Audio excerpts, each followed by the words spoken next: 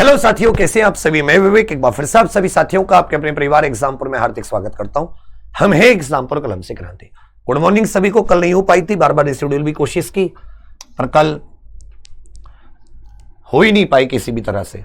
जब से शुरुआत की है केवल कल ही बीच में नहीं हुई, पर चलो कोई बात नहीं, उसका भी भरण पूर्ति करेंगे, उसको भी कंप्लीट करने की कोशिश करेंगे। हम लोगों ने लास्ट बच्चा जो अभी तक पढ़ा है, हमने विधि क्या है, विधि की आवश्यकता क्या है, विधि की आवश्यकता, विधि ना हो तो क्या हो, नियम क्या होते हैं, विधि के उद्देश्य क्या हैं,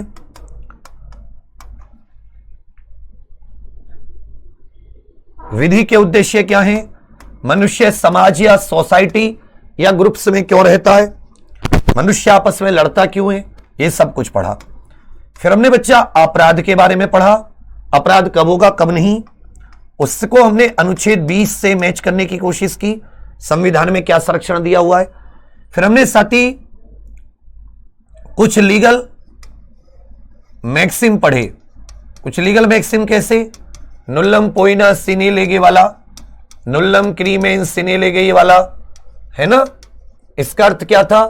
एक हमने नुल्लू पोइना सिने लेगे के बारे में पढ़ा था, इसके बारे में पढ़ा था, इसका अर्थ क्या हो गया बताना है। फिर बच्चा हमने आपराधिक जो सिविल और क्रिमिनल कोड होता है, आपराधिक लॉ, क्रिमिनल लॉ और सिविल लॉ, सिविल कोड भी जिसको कह देते हैं, लॉ भी कह सकते हो, संहिता भी कह सकते हो। विधि संहिता कई नाम होते हैं इसके, कानून विधि संहिता, ये सब कुछ हमने पढ़ा। इनके बीच का अंतर जाना। यहां पर आपके सामने दो एग्जाम्पल है, एक है रमन बनाम सुमन, एक है श्रेया सिंगल बनाम भारत संघ। इसको आप कौन सी कैटेगरी में रखोगे, आपराधिक या सिविल, इसको कौन सी कैटेगरी में रखोगे, आपराधिक अथवा सिविल, ये किस प्रकार का, केस को देखकर कैसे पहचानोगे। ठीक है भाई, इसका अर्थ क्या था, क्रीमेन माने अपराध, अपराध विधि के साथ ही हो सकता है, बिना विधि के अपराध नहीं हो सकता। और कोई भी दंड जो है वो वही होगा उस अपराध के लिए जो विधि ने उस समय निश्चित किया हुआ है जब वो कार्य किया गया, उसके अतिरिक्त कोई दंड नहीं दिया जाएगा। यह सब बात अनुच्छेद 20 में भी है। क्या आपराधिक विधि बैकडेट में लागू हो सकती है, भूतलक्षी, रेट्रोस्पेक्टिव। चलो तब कहोगे सर रमन बनाम सुमन का जो मामला है यह सिविल मामला कहोगे। यहां पर दो प्राइवेट पार्टीज के बीच में चल रहा है, दो प्राइवेट पार्टीज के बीच में चल रहा है, इसमें सरकार का कोई लेना देना नहीं है, तो यह कैसा मामला है, सिविल का मामला है। गुड मॉर्निंग, सुप्रभात। और श्रेया सिंगल केस जो है, यहां पर भारत संघ मतलब ये क्रिमिनल, आप इसे लॉ का मामला कह सकते हो। ठीक है भैया, चलिए यहां तक किसी को कोई दिक्कत, बहुत शाबाश। अब हम लोग साथी आगे बढ़ते हैं और आगे हम लोग आ जाते हैं। यहां तक किसी को कोई डाउट हो, किसी प्रकार का कुछ पूछना हो तो पूछ लो। यहां तक किसी को कोई डाउट हो या किसी को कुछ पूछना हो तो पूछ सकते हैं। नोट्स बेटा एक दो दिन में निकलेंगे, कोई क्लास से संबंधित डाउट हो तो पूछो, नोट्स वगैरह के बाद में पूछ लेना। नोटिफिकेशन क्या एक बार देख लिया करो कि 11 बजे 99% है कि होगी होगी, कहीं मैं बहुत ही ज्यादा फंस रहा हूंगा, बहुत ही ज्यादा तब नहीं कह सकता डाउट, क्योंकि बहुत एक रेस्ट नहीं लिया ना मैंने कई दिनों से, तो लगातार मैं भी थक जाता हूं, एक मानसिक तनाव इतना ज्यादा हो जाता है, इकट्ठा बहुत ज्यादा। वो तो मैं थोड़ा फाइटिंग स्पिरिट का हूं, मैं कभी कभी सोचता हूं आम इंसान, क्योंकि मैंने इतना सब कुछ झेला है ना अपने पिछले 6-7 साल की जिंदगी में, और पिछले 2 साल की जिंदगी में इतने टफ, तो मुझे मतलब ना तो कोई शौक बचा मेरा कुछ कि अच्छे कपड़े पहनने, अच्छा ऐसा वहां घूमना फिरना, खत्म, ना कोई राजा बनने का, महल बनाने का, बस ये सुकून की जिंदगी चली जाए, जिस सुकून से जिंदगी चले तो वो मैं फाइट कर लेता हूं, कोप कर लेता हूं। कोई दिक्कत नहीं है, यस या नो करके बताइए, दिक्कत है तो नो, मतलब दिक्कत है तो यस, नहीं है तो नो। करेंगे सर दिक्कत है उसमें भी कह रहे हो नो। चलो अब आगे आ जाते हैं, बहुत अच्छा टॉपिक शुरू करेंगे, अपराध के तत्व। अपराध के तत्व मस्ट टॉपिक है और यहां से बहुत क्वेश्चन आते हैं। अपराध के तत्व मतलब कौन सा कार्य अपराध है या नहीं है, कौन सा कार्य अपराध, हालांकि 2 बार आधा तय आता है तभी तत्व माना जाता है उसको, लिखते हैं हम लोग ऐसा है। अपराध के तत्व, elements of crime. Elements of crime, crime की परिभाषा तो आपको पता ही है, विधि द्वारा घोषित व दंडनीय कोई गैरकानूनी कृत्य अथवा लोप। तो ऐसा कोई भी कार्य जिस समय वो किया गया था, यदि उसे विधि द्वारा घोषित किया गया है कि वो कार्य गैरकानूनी अवैध है, तो उसे अपराध कहेंगे। तो अपराध के तत्व मतलब किस कार्य को अपराध माना जाएगा, यह बहुत इंपॉर्टेंट है। फॉर एग्जाम्पल, आप साथी गाड़ी से, एक एग्जाम्पल लेना, बहुत ही अच्छा एग्जाम्पल है। आप गाड़ी से तय स्पीड लिमिट में, एक एक पॉइंट समझना, आप गाड़ी से तय स्पीड लिमिट में अपनी लेन में चल रहे थे। अपनी लेन में अचानक दूसरी लेन से जो फुटपाथ होता है, फुटपाथ मतलब जो बीच का वो डिवाइडर होता है, फुटपाथ कह के डिवाइडर को क्रॉस करके एक बाइकर आ जाता है। डिवाइडर को अवैध क्रॉस करके, उसकी क्रॉसिंग कैसी है, अवैध क्रॉस करके एक बाइकर आ जाता है और वो आपकी गाड़ी से टकराकर मर जाता है। गाड़ी से टकराकर मर जाता है। यह एक एग्जाम्पल है। अब जो बाइकर है, यहां पर उसकी मृत्यु हो गई है। किसकी मृत्यु कारित करना अपराध है। आपका जो कृत्य है वो कृत्य कि आपकी गाड़ी से हुई, आप ड्राइवर हैं उस समय, आपकी गाड़ी से, तो आपसे जो कार्य हुआ है, मैं केवल एक्ट की बात कर रहा हूं, आपसे जो कार्य हुआ, आपका जो क्रियाकलाप है, आपकी जो कार्रवाई गतिविधि है जो आपके द्वारा हुई है, वो किसी की मृत्यु की गतिविधि हुई है। अब जानते हैं कि अगर आप किसी की मृत्यु कारित कर दोगे तो वो एक अपराध माना जाता है। तो क्या यह मृत्यु जो हुई आपकी गाड़ी से, यह भी अपराध है? क्या आपकी गाड़ी से इस केस में जो मृत्यु हुई है यह भी अपराध है? यस या नो करके बताइए। खुर्शीद मेरे भाई इधर ध्यान दे ले बाबू, रोजाना मैं तुझे समझा रहा हूं, ऐसे दरोगा नहीं बनेगा, गधा बनेगा। अपराध के तत्व, तय स्पीड लिमिट में आप अपनी लेन में जा रहे हैं, लेकिन फिर भी किसी की मृत्यु कारित हो जाती है, किसी की डेथ हो जाती है, तो इज इट अ क्राइम? क्या इस कार्य को अपराध की, कार्य तो हुआ है मृत्यु का, पर क्या यह कार्य और विधि के द्वारा मृत्यु कारित करना भी अपराध है? परंतु क्या यह सच में अपराध है? आप कहोगे नहीं, नो। क्यों? क्योंकि आपकी कोई गलती नहीं है। आपकी कोई गलती, यही तो कहोगे, गलती नहीं है, मतलब ऐसा करने का आपका कोई इरादा नहीं था। आपने कोई इरादे से थोड़ी ना किया ऐसा, मतलब आपकी गलती नहीं कहने का अर्थ यह कह सकते हैं ना कि भैया यहां हमारा इरादा थोड़ी ना था, यह मृत्यु होगी नहीं।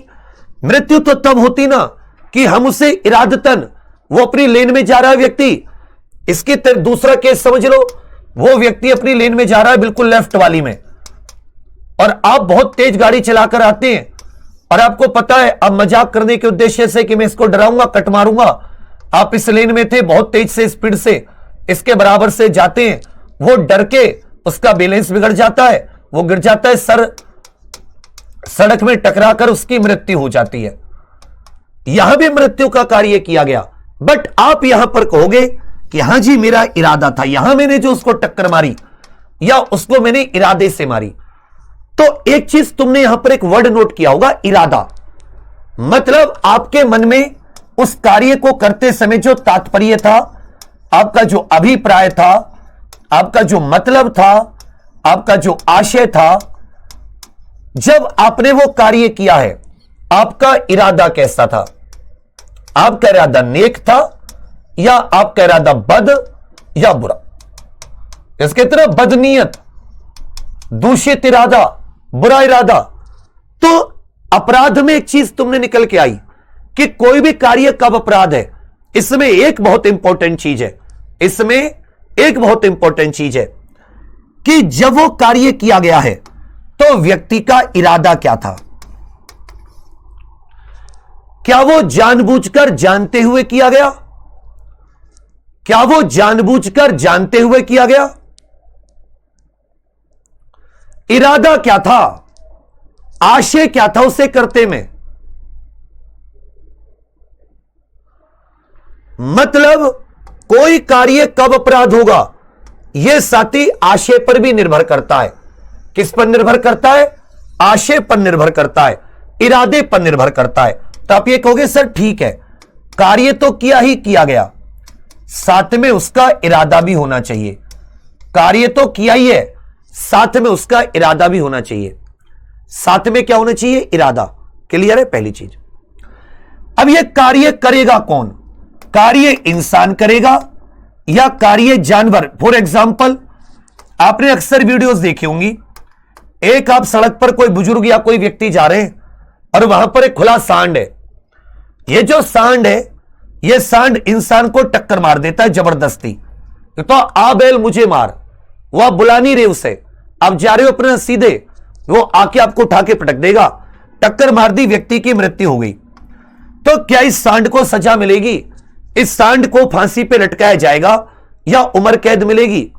हो सकता है इसे पकड़कर किसी गौशाला में छोड़ दिया जाए, किसी जानवरों के, छुट्टे जानवरों के बाड़े में छोड़ दिया जाए, जहां पर छुट्टे जानवर रहते, गौशाला मान लेते, गौशाला मान लेते। जो सांड है, इसे थोड़ी ना आप अपराध की सजा दे पाओगे, इसके कृत्य को थोड़ी ना। अब तुमने कभी सोचा है तो अपराध के लिए कौन आवश्यक है? अपराध के लिए सर कोई मानव आवश्यक है। कोई भी कार्य अपराध है, इसके लिए कौन आवश्यक है? सर मानव आवश्यक है। तो मानव को तो आप सजा दे रहे हो, पर सांड को या जानवर को क्यों नहीं दे रहे? सांड को अथवा आप जानवर को सजा क्यों नहीं दे रहे? छोटा सा अंतर है। क्या कारण है? क्या कह रहे हो कि इंसान को सजा देंगे, जानवर को सजा नहीं देंगे? बहुत अच्छा सा, ये बहुत समझने वाली, मैं रटाता नहीं हूं, कुछ भी याद करा दूंगा यहीं पर, थोड़ा सा साथ दे दो बस। और बहुत अच्छे स्टूडेंट है, तुम में से तुम रिजल्ट निकाल दोगे, थोड़ा सा साथ दे दिया। जिस तरीके से क्लासेस चल रही है, बहुत ही शानदार तरीके से। सर इसलिए हम लोग सांड को सजा नहीं दे सकते क्योंकि सांड ने कार्य तो किया है, सांड ने कार्य तो किया है, सांड ने काम तो किया है, वो मृत्यु का काम, उसने सिंह तो घुसाया है किसी के पेट में, परंतु यहां पर इरादा नहीं था। यहां पर सांड ने इरादा नहीं था। इरादा क्यों नहीं था? बोलो जी सांड ने तो जान के किया। सांड के पास दिमाग होता तो वो सांड क्यों होता? तो आप ये कहोगे यहां पर साथी इरादा नहीं था। इरादा केवल जिसके पास मस्तिष्क होगा, मस्तिष्क तो इसके पास में, जिसके पास सोचने की क्षमता होगी, जिसके पास सोचने की क्षमता होगी, विवेक होगा, अच्छे बुरे की समझ होगी कि कौन सा कार्य अच्छा है, कौन सा कार्य बुरा है, कौन सा कार्य अच्छा है, कौन सा कार्य बुरा है। समझ रहे हो ना मेरी बात? अब इसको तो पता ही नहीं है इसके काम के बारे में कि इसने जो काम किया है वो अच्छा है बुरा है, क्योंकि उसके पास विवेक नहीं है। उसके पास विवेक सर वाली बात नहीं हो रही कि विवेक सर नहीं है। विवेक सर उसे भी अपराध बताएं कि भाई 4 तत्व होते हैं, बस एक तत्व नहीं था तेरा, आदमी नहीं था, टांग दिया जाता फांसी पे। तो कहने का अर्थ क्या हुआ?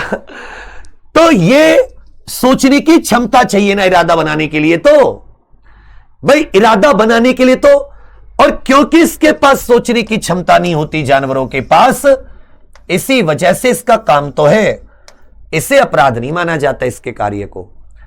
अब इसके पास सोचने की क्षमता होती है, मानव के पास क्या होती है भैया जी? सोचने की क्षमता, अच्छे बुरे की समझ होती है कि क्या चीज अच्छी है, कौन सा काम अच्छा है, कौन सा काम बुरा है। अच्छे बुरे की समझ होती है, सोचने की क्षमता होती है, अच्छे बुरे की समझ होती है। तो ये जब बुरा इरादा बना लेता है, इसको पता है कि यह काम बुरा है, यह काम सही नहीं है जो मैं कर रहा हूं, फिर भी वो उस कार्य को करता है। इसलिए मानव के कृत्यों को अपराध बताया गया है। मान ले तो मानव के कृत्य में आपको साथी इरादा नहीं मिला, तो क्या वो अपराध नहीं है? बिल्कुल। अपराध के लिए इरादे का होना बहुत जरूरी है। हालांकि कुछ केस ऐसे होते हैं स्पेशल, जिनको एक्सेप्शन बोलते हैं, अपवाद बोलते हैं। उसमें इरादा ना भी हो तो भी उन पे सजा मिलती है, वो आगे पढ़ेंगे हम लोग। तो ये भी क्लियर हो गया कि मानव भी होता है, मानव कोई इरादे से कोई कार्य करे, मानव इरादतन कोई कार्य करे, मतलब बुरी नीयत से कोई कार्य करे। इरादतन का मतलब क्या हो गया, एक वर्ड, बुरी नीयत से कोई काम करे, और काम करे, और काम करने से कुछ होना भी तो चाहिए, कोई ना कोई क्षति होनी चाहिए, कोई ना कोई इंजरी होनी चाहिए, कोई ना कोई क्षति होनी चाहिए, या कोई ना कोई इंजरी होनी चाहिए। क्या होनी चाहिए, इंजरी। इंजरी माने क्षति, क्षति समझते हो ना, नुकसान, हानि। क्षति शरीर को हो सकती है, क्षति शरीर को हो सकती है, बॉडी को, कि भाई हमें घायल हो गए या मृत्यु हो गई, तो हड्डी टूट गई, कुछ चोट लग गई। क्षति हमारे मन को हो सकती है, माइंड को। कहते हो ना, अरे यार उसकी बात से मुझे बड़ा बुरा लगा, तो वहां क्षति किसको पहुंची, मन को। फॉर एग्जाम्पल, एक व्यक्ति है एक्स, उसने किसी वाई व्यक्ति को, मान ले तो एक रमेश नाम का व्यक्ति है, उसने एक महेश नाम के व्यक्ति को, रमेश महेश व्यक्ति, सोहन ने मोहन को, साथी सोहन ने मोहन को फोन पर जान से मारने की धमकी दी, फोन पर जान से मारने की धमकी दी। फोन पर किसकी धमकी दी, सर जान से मारने की धमकी। एक्स ने वाई को, सोहन ने मोहन को फोन पर जान से मारने की धमकी दी। अब ना तो साथी उसके शरीर को कोई नुकसान हुआ, क्योंकि वो तो उसके पास ही नहीं है, ना उसकी संपत्ति को अभी कोई नुकसान हुआ, ना उसकी प्रतिष्ठा को अभी कोई नुकसान हुआ। नुकसान किस चीज को हुआ, उसके मन को। क्यों, क्योंकि वो भय में आ गया ना, वो भयभीत हो गया, अब उसका मन भयभीत है, तो वो अच्छे से मानव जीवन कैसे जी पाएगा। तो क्षति मन को भी होती है, माइंड को भी होती है। क्षति केवल शरीर को नहीं होती, क्षति माइंड को भी होती है। इसके अलावा और किसको हो सकती है, क्षति संपत्ति को हो सकती है, क्षति संपत्ति प्रॉपर्टी को हो सकती है, किसी ने चोरी कर ली, डकैती कर ली, लूट कर ली। और क्षति साथी प्रतिष्ठा को भी होती है, रेपुटेशन को भी, जो मानहानि के केस होते हैं, रेपुटेशन को भी क्षति याद रखिएगा, ये रेपुटेशन की।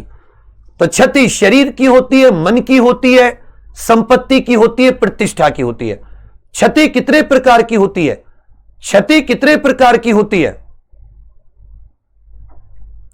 प्राची, उनसे मत पूछो बेटा उन्हें क्या समझ में आ रहा है नहीं आ रहा, उनमें 90% ऐसे बताएंगे भी नहीं कि तुम 10-20 ही कमेंट करते हो, उसमें 90% ऐसे हैं वो पी रहे हैं घुट्टी बस कंटेंट की, उन्हें पता है ईमानदारी से कि ये बार एग्जाम दिल से आवाज आती है जब तुम डेली पढ़ते हो, नोट करते हो, नोट करोगे अपने आप नोट्स बनते रहेंगे। ये तो मैं समझा रहा हूं, अभी जब मैं कहता हूं नोट करो तो करा करो, तब अभी तो केवल समझाने की बात हो रही है, क्योंकि फिर तो आप उत्तर तुरंत दे दोगे एबीसीडी काट कर, एबीसीडी काट कर। तो मैंने कहा दिल से आवाज आती है कि हां सर मैं इस बार एग्जाम निकाल लूंगा।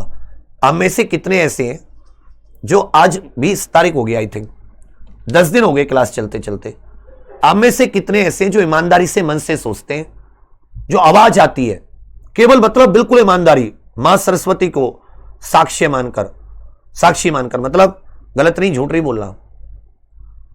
आप में से कितने ऐसे जो ये सोचते हैं, जो ये समझते हैं, जो ये जानते हैं।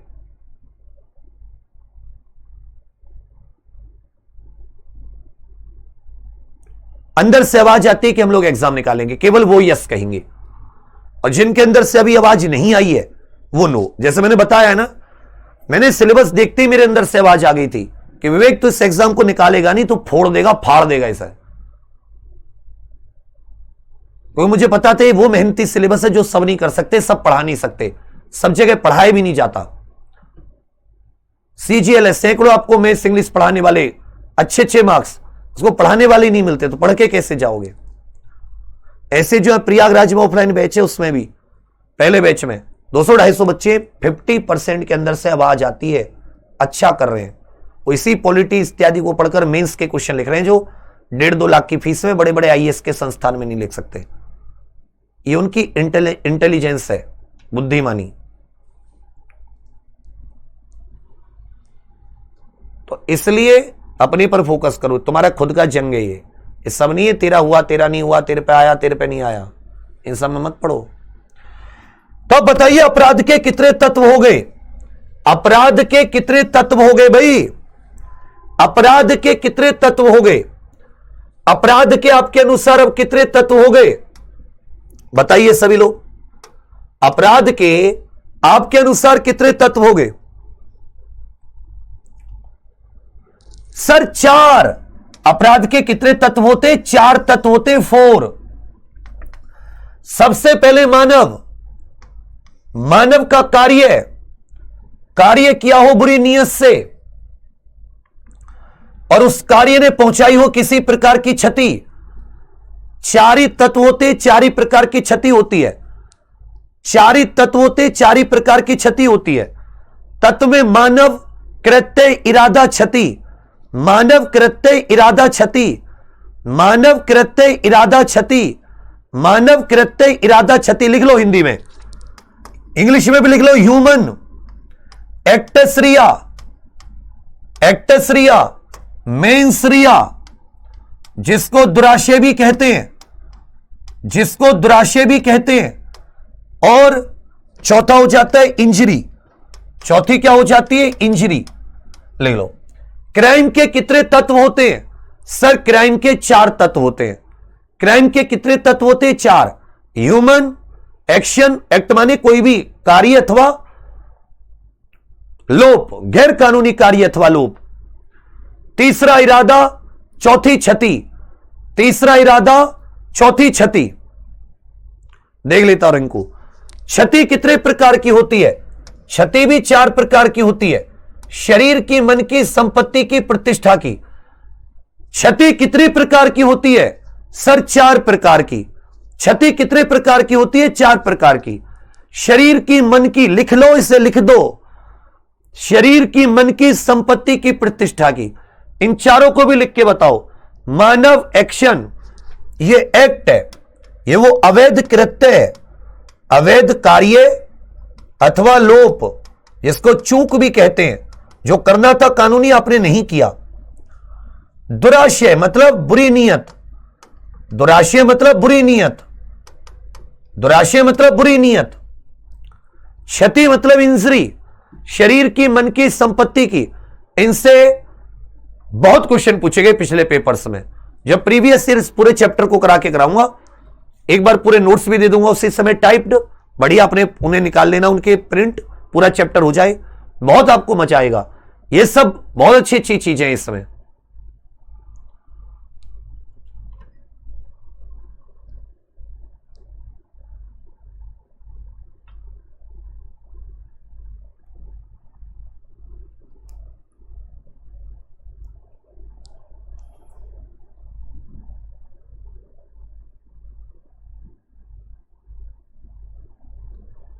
ठीक है भैया, चलिए अब इसमें एक एक आ जाता है, इसको एक एक को अच्छे से पढ़ने की कोशिश करते हैं कि भाई मानव का क्या रोल है, मानव की परिभाषा किसमें दी है, कार्य कैसा है, इरादा कैसा, क्षति कितने प्रकार की है, इंजरी कितने प्रकार की है।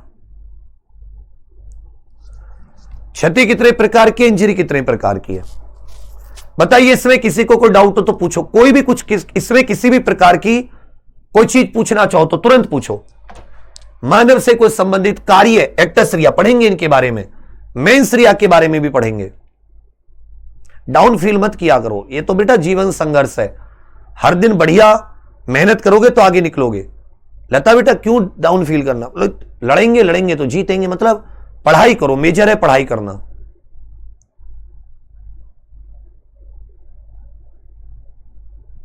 पूछो कुछ इसमें से। Body mind reputation property, BMRP, body mind reputation property, body mind reputation property. तत्व कौन से हो जाते हैं? ह्यूमन, एक्ट या ओमिशन। मेंसरिया मतलब मेंटल थॉट कैसा था, थॉट क्या था, विचार क्या था, इरादा क्या था, विचार क्या था। एक्स सर्विसमैन भी अच्छा है, पढ़िए आप भी, मेहनत कीजिए सर, हम तो आपके लिए बेस्ट विशेष कहेंगे कि आप पढ़ेंगे तो जरूर निकलेगा। हिस्ट्री विस्ट्री की अभी जरूरत नहीं है। पूछो, फिर भी तुम लोग कुछ दिक्कत क्या है ना, तुम लोग कुछ पूछते नहीं हो। हाँ वेद सर अच्छा पढ़ाते हैं, बिल्कुल क्रिस्टल क्लियर।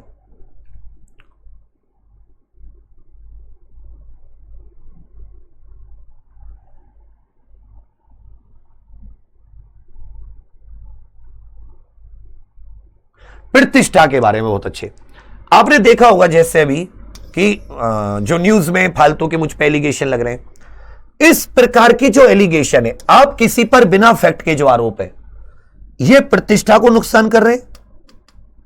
आपने बिना झूठे आरोप लगा दिए किसी पर झूठे आरोप लगा दिए बिना फैक्ट बिना सबूत के, तो उसकी प्रतिष्ठा को नुकसान कर रहे हैं। इस प्रतिष्ठा को जो नुकसान हो रहा है, जो उसके बारे में झूठ व्यक्ति के बारे में फैलाया जा रहा है, इसको रेपुटेशन की क्षति, इसी के लिए मानहानि बनाई गई। इसी के लिए क्या बनाई गई? मानहानि। और ये बहुत तगड़ी चीज है मानहानि। आप किसी पर झूठे एलिगेशन लगाते हैं और वो व्यक्ति लड़ जाता है केस मानहानि का, तो वो रुला देता है, मतलब पैरों में गिरकर माफी मांगनी पड़ती है।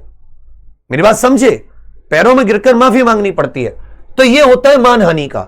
ये क्या हो जाता है? मानहानि। ये हो जाती है मानहानि।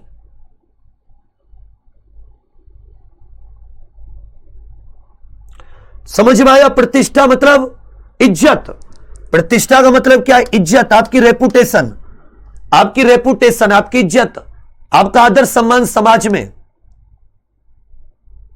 अब ये 5 मेन सब्जेक्ट पर फोकस रखो, मैथ, रीजनिंग, हिंदी, मूल विधि, संविधान, यही है सब कुछ। क्योंकि जीके तो तुमने यूपीपी के लिए भी पढ़ा था ना, पानीपत के युद्ध, ये तो तुम्हें आते ही है, बस उसमें एफडीआई तो पढ़नी है। जो जीके वाला पोर्शन है वो सेम यूपीपी वाला, सारे टॉपिक वही उत्तर प्रदेश पुलिस कांस्टेबल वाले हैं, तो वो तो तुमने पढ़ा है। तो डिफेमेशन वाला समझ में आया? डिफेमेशन वाला समझ में आया? ये होती है प्रतिष्ठा, इज्जत।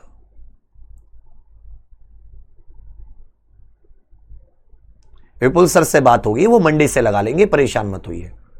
तुम्हारा लेवल थोड़ा सा अलग है, इसलिए वो अलग से लेना चाह रहे हैं। पालतू पशु, एक बहुत अच्छा क्वेश्चन तुमने नहीं पूछा जो पूछना चाहिए था, कि सर आपने बताया था कि जो जानवर है उस पर कोई केस नहीं चलेगा। मान लेता हूं किसी का एक पालतू कुत्ता है, ये तो तुम्हें पूछना चाहिए था। एक पालतू कुत्ता है और उसका मालिक है, कोई पेट है, पेट समझते हो ना, पालतू, और साथ ही कुत्ता मालिक है।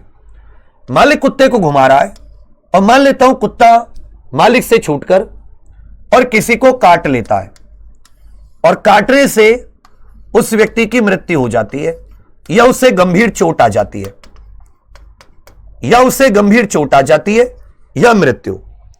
काटने से उस व्यक्ति की या तो मृत्यु, सिविल और क्रिमिनल दोनों होती है, प्रतिष्ठा सिविल क्रिमिनल दोनों होती है। क्रिमिनल में एफआईआर दर्ज होती है, दोनों है प्रतिष्ठा, बिल्कुल पढ़ेंगे इसके बारे में बच्चा। अवैध कार्य बाबू जो कानून ने गलत बताए हो, कानून के जरिए 2 कार्य होते हैं। एक जो कानून जिनको करने की इजाजत देता है, मस्त। अब कानून आपको गाड़ी चलाने की इजाजत देता है स्पीड लिमिट में, स्पीड लिमिट से ओवर चलाने की इजाजत नहीं देता। तो जैसे आप स्पीड लिमिट से ओवर जाओगे वो उसे अवैध कहा जाएगा, इलीगल। मान लो 100 किलोमीटर प्रति घंटा स्पीड है, तो अगर आप 100 से कम चल रहे हैं तो वो लीगल है। आपने 101, 102, 110, 120 कर दी, इलीगल है, ये अवैध हो गया। तो इस केस में क्या होगा? क्योंकि कुत्ता का तो इरादा छोड़ ही दो, यह मालिक की जिम्मेदारी थी उसको संभालने की, यह मालिक उसे नहीं संभाल पाया है, तो यहां लापरवाही से हत्या का केस दर्ज होगा इस पर, ये मालिक पर लापरवाही से हत्या का, क्योंकि इस पालतू पशु के बिहेवियर के लिए यह मालिक जिम्मेदार था। मालिक अपने आप को कैसे निर्दोष साबित करेगा? जी मैंने तो पट्टा भी पहना रखा था, मैंने तो उसके मुंह पे मुच्छी भी लगा रखी थी। मुच्छी माने जो इनके पशु कुत्तों के वो आते हैं, मास्क मान लो एक तरीके से, उस पर लगा देते हैं तो वो उसका मुंह नहीं खुलता है, तो काट नहीं पाएगा। वो अपने आप को साबित करेगा, अपने आप को साबित करेंगे। इरादा सही हो तो गुनाह, तो भाई वही तो है, जहां इरादा ही नहीं है वहां गुनाह कैसे होगा, वहां अपराध कैसे होगा? जहां इरादा ही नहीं है, जार कर्म अडल्ट्री अलग चीज होती है, जार कर्म अडल्ट्री अलग चीज है। अभी वहां पे मत जाओ, आएंगे अडल्ट्री पे। अभी अडल्ट्री का मतलब यहां पे वो तो नहीं है। अडल्ट्री मतलब दो पति पत्नी है, दोनों की शादी हुई है, वो शादी के बाहर जाके यौन संबंध बनाते हैं। अडल्ट्री जार कर्म अलग है, वो अवैध संबंध, इसलिए कहते हैं जारज संतान, अवैध संतान, जारज जार कर्म अडल्ट्री, वहीं से सब कुछ है। एक्टश्रिया वगैरह बहुत अच्छे से पढ़ेंगे हम लोग।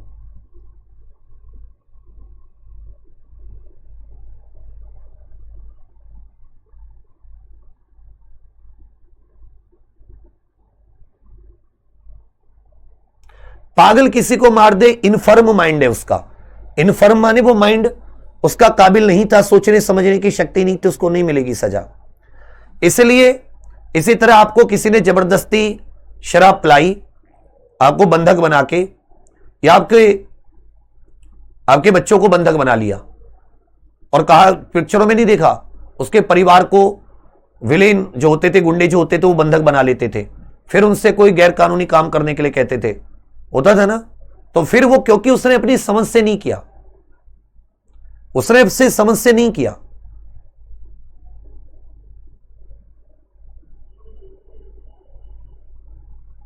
माइंड जैसे मैंने बताया, अब आपको कोई धमकी दे दे तो आपको क्या, माइंड को वो होगी ना दिक्कत, भय होगा आपके माइंड में, भयभीत डरोगे आप, तो वो माइंड को क्षति है ना, सुकून कहां रहा फिर आपको पीस, शांति कहां रही, आपकी शांति भंग हुई ना उसकी धमकी देने से।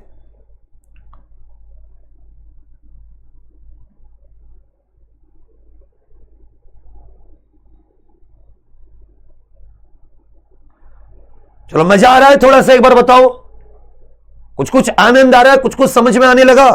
पहली दूसरी क्लास में बोला था ना 3-4 दिन में कुछ समझ में नहीं आएगा, फिर जब बनने लगेगा, इनमें से पूछ लेगा कौन सी एक नहीं है, कौन सा एक तत्व नहीं है, या इंजरी कौन सी प्रकार की नहीं हो सकती, वहीं से आपके उत्तर बन जाएंगे। घूरना, अगर आप स्त्री को घूर रहे हो तो वो घूरना क्या है, वो घूरना अपराध है। आप पुरुष को घूर रहे हो, वो अपराध नहीं है। हो सकता है आपकी आंखें वैसी हो, मुंह ही वैसा हो, किसी के साथ मुंह होता है ना थोड़ा डरावना सा, दुखी सा।